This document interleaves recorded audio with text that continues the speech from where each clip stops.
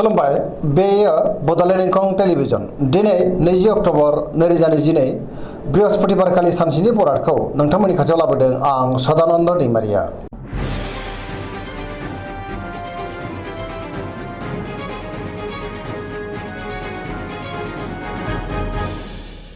सिगां फरायनो लादों मेष राशि गिबि हांखो अ ल दिनैनि साना जोबोर मोजां पजिटिभ एनार्जिनि गोहोम गोग्लैगोन जेरावबो देरहासार जागोन गोजोन आरो गाहाम थासारिखौ मोननो हागोन मावनो हानाय खामानिखौ थि समावनो आरो गोरलैयैनो मावफुंनो हागोन सिगांनि बबेबा आद्रा खामानियाबो दिनै मावफुंजानो हागौ गोसोखौ दिनै जोबोर गोजोननाय मोनगोन देहाया मोजाङैनो थागोन सोरबा लोगोनिफ्राय मोजां खौरां फैनोबो हागौ रांखावरियाव जोबोर मोजां गोबां धोन आरजिनोबो हागोन बेफार फालांगियाव जोबोर मोजां मुलाम्फा मोननो हागौ सोरबा लोगोनिफ्राय थोजासे हेफाजाब मोनगोन न'खराव अनलायनाय फैगोन बिदा फंबायजों मोजां सोमोन्दो थागोन बहाबा थाङोब्ला दिनै जोबोर मोजां आरो मोजाङैनो हान्थिनोबो हागोन गोसोनि साननाया मोगथाङाव जाफुंनो हागौ समाजाव दिनै मान मोनगोन गोसोआव बोलो बांगोन लाइमोनफ्रा मोजां खौरां मोननो हागौ गोसोआ दिनै जोबोर खुसि जागोन फरायसाफ्रा फरायनायाव गोसो दुंखांगोन आरो मोजां फिथाइ मोननोबो हागोन। वृष राशि गिबि हांखो इ अ ब दिनैनि साना जोबोर मोजां सोरजोंबा बाख्नाय जानो हागौ गोसोखौ दिनै जोबोर गोजोननाय मोनगोन गोसोनि बोलोआ बांगोन गावनि गोसोनि साननायखौ गुबुननो फोरमायनोबो हागोन मावनो हानाय खामानिखौ थि समावनो मावफुंनो हागोन समाजाव मान मोनगोन रांखावरियाव मोजां बेफार फालांगियावबो मोजां होनजायो आयाबो बांनो हागौ न'खराव बिदा फंबायजों मोजां सोमोन्दो थागोन बिमा बिफानि अननाय आरो बोरखौ मोननो हागौ देहाया मोजाङैनो थागोन गुबुननिफ्राय थोजासे हेफाजाब मोननो हागौ जायखि खामानि मावा मानो मोनफ्रोमबो खामानिखौनो दिनै गोरलैयैनो मावफुंलांनो हागोन सोरबा लोगोनिफ्राय हेफाजाब मोनगोन आरो अनसायनाय मोनगोन गोसोनि साननायफ्रा मोगथाङाव जाफुंनो हागौ पजिटिभ एनार्जिनि गोहोम गोग्लैगोन पजिटिभ साननो रोंगोन गियाननि आंखाल जानाय नङा धोरोमारि बिथिङाव दिनै गोसो दुंखांगोन।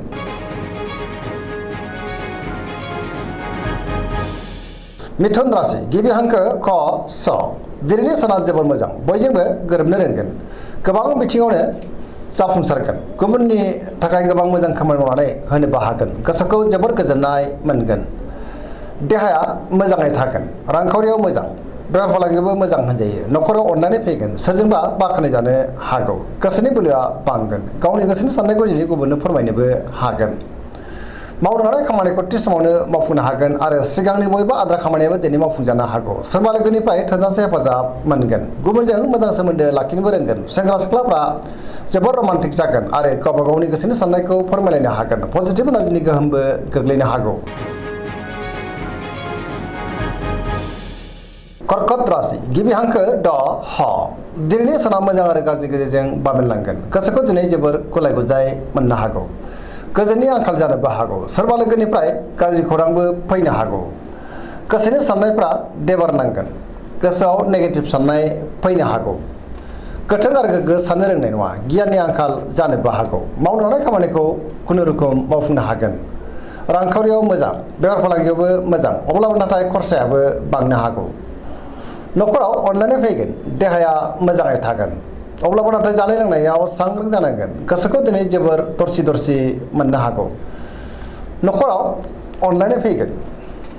फरायसाफ्रा दिनै फरायनायाव गोसो दुंखांगोन आरो मोजां फिथाइ मोनगोन लाइमोनफोरनि गोसोआ जोबोर आला खाला जानोबो हागौ नेगेटिभ एनार्जिनि गोहोमबो गोग्लैनो हागौ।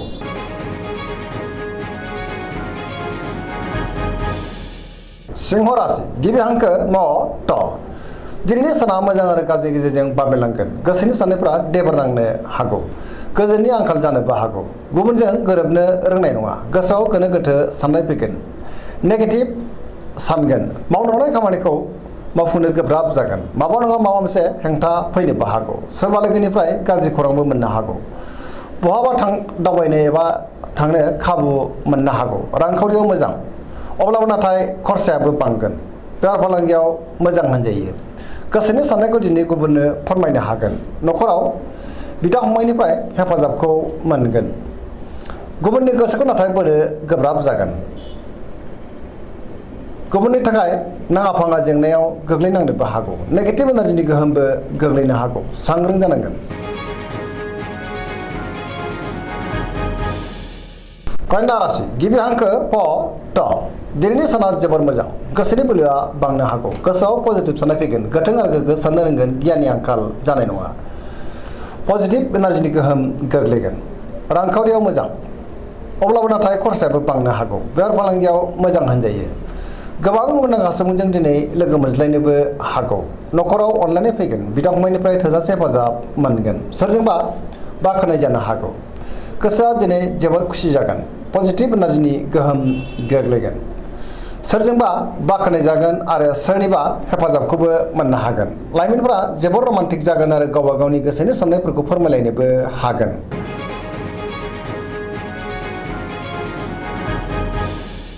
तुला राशि गिबि हांखो र ट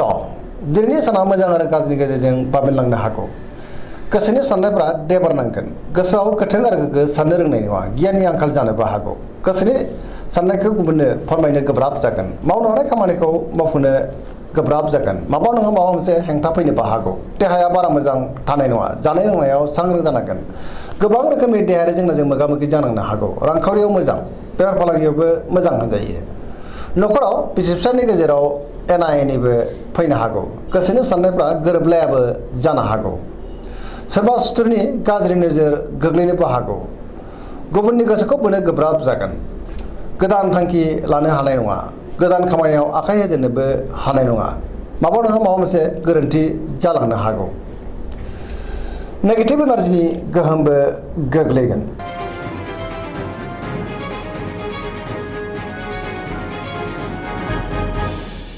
वृश्चिक राशि गिबि हांखो न स दिनैनि साना जोबोर मोजां सिगांनि बबेबा जेंनाखौ दिनै सुस्रांनो हागोन गोसोखौ दिनै जोबोर गोजोननायबो मोनगोन समाजाव लोगो लेवा बांगोन सोरबा गोजाम लोगोजों बहाबा लोगो मोनज्लायनो हागौ गोसोआव गोग्गो आरो गोथों साननाय फैगोन गियाननि आंखाल जानाय नङा मावलांनाय खामानिखौ थि समावनो आरो गोरलैयैनो मावफुंनोबो हागोन सोरबा लोगोनिफ्राय हेफाजाबबो मोननो हागोन गोसोनि साननायफ्रा मोगथाङाव जाफुंनो हागौ गोसोनि बोलोआबो बांगोन समाजाव बयजोंबो मान होजागोन न'खराव दिनै अनलायनाय फैगोन रांखावरियाव मोजां बेफार फालांगियावबो मोजां होनजायो गोबां मुंदांखा सुबुंजों दिनै लोगो मोनज्लायनो हागौ गुबुननि हेफाजाबखौ थोजासे मोनगोन फरायसाफ्रा दिनै फरायनायाव गोसो दुंखांगोन आरो मोजां फिथाइ मोनगोन सेंग्रा सिख्लाफ्रा गावबा गावनि गोसोनि साननायखौ फोरमायलायनो हागोन आरो गोसोआ दिनै जोबोर रमान्टिकबो जागोन सरासनस्रायै दिनै साना जोबोर मोजां आरो मोजाङैनो बारग'लांगोन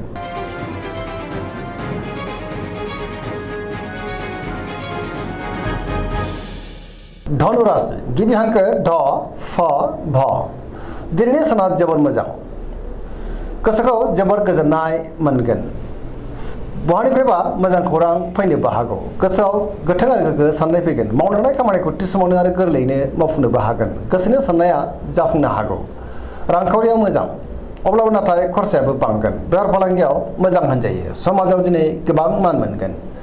देहाया मोजाङै थागोन न'खराव अनलायनाय फैगोन बिदा फंबायनिफ्राय थोजासे हेफाजाबबो मोननो हागोन जायखि खामानि मावा मानो मोनफ्रोमबो खामानिखौनो दिनै मोजाङैनो मावफुंलांनो हागोन बहानिफ्रायबा मोजां खौरां फैनोबो हागौ सेंग्रा सिख्लाफ्रा जोबोर रमान्टिक जागोन आरो गोसोनि साननायखौ फोरमायलायनोबो हागोन पजिटिभ एनार्जिनि गोहोमबो गोग्लैनो हागौ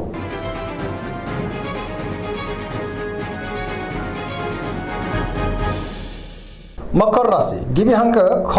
ज दिनैनि साना जोबोर मोजां गोसोनि बोलोआ बांगोन गोसोनि साननाया जाफुंनो हागौ सिगांनि बबेबा आद्रा खामानिखौ दिनै मावफुंनो हागोन रांखावरियाव जोबोर मोजां आयाबो बांगोन गोबां धोन आरजिनोबो हागोन बेफार फालांगियाव दिनै जोबोर मोजां होनजायो गुबुनजों मोजां सोमोन्दो लाखिनो रोंगोन माबा नङा माबा मोनसे मोजां खौरां फैनोबो हागौ गोब्राब खामानिखौ दिनै मावफुंनोबो हागोन न'खरावबो अनलायनाय फैगोन बिदा फंबायनिफ्राय थोजासे हेफाजाब मोननो हागौ देहाया दिनै मोजाङैनो थागोन लाइमोनफोरा गावबा गावनि गोसोनि साननायखौ फोरमायलायनो हागोन आरो गोसोआ दिनै जोबोर रमान्टिकबो जागोन फरायसाफ्रा फरायनायाव गोसो दुंखांगोन आरो मोजां फिथाइ मोनगोन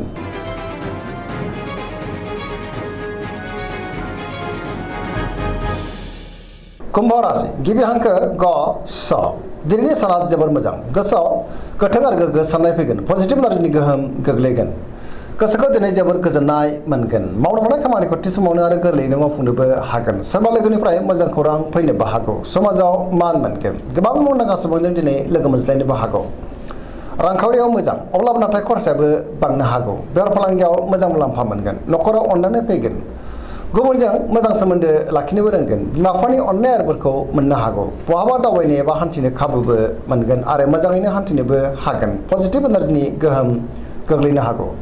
लाइमोनफोरा जोबोर रमान्टिक जागोन आरो गावबा गावनि गोसोनि साननायफोरखौ फोरमायलायनोबो हागोन।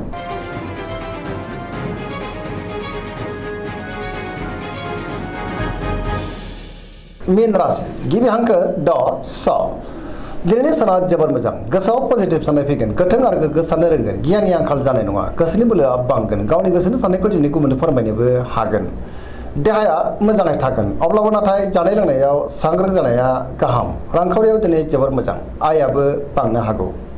बेफार फालांगियाव जोबोर मोजां, न'खरावबो अननानै फैगोन, गोसोनि साननाया दिनै जाफुंनो हागौ, सोरजोंबा बाख्नायजानोबो हागौ।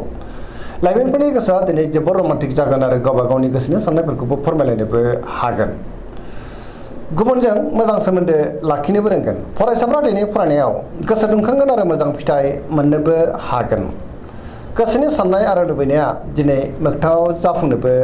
हागौ। दिनैनि राशि फरायनाया एसेनोसै। जोबनायाव बेखौनो खावलायो जाहाथे नोंथांमोना सानफ्रामबो जोंनि बे बड'लेण्ड इंखं टेलिभिजनखौ नायबाय थायो आरो साबस्क्राइब खालामो, लोगोसे लाइक खालामो आरो शेयार खालामो। एसेनोसै, गोजोन्थों।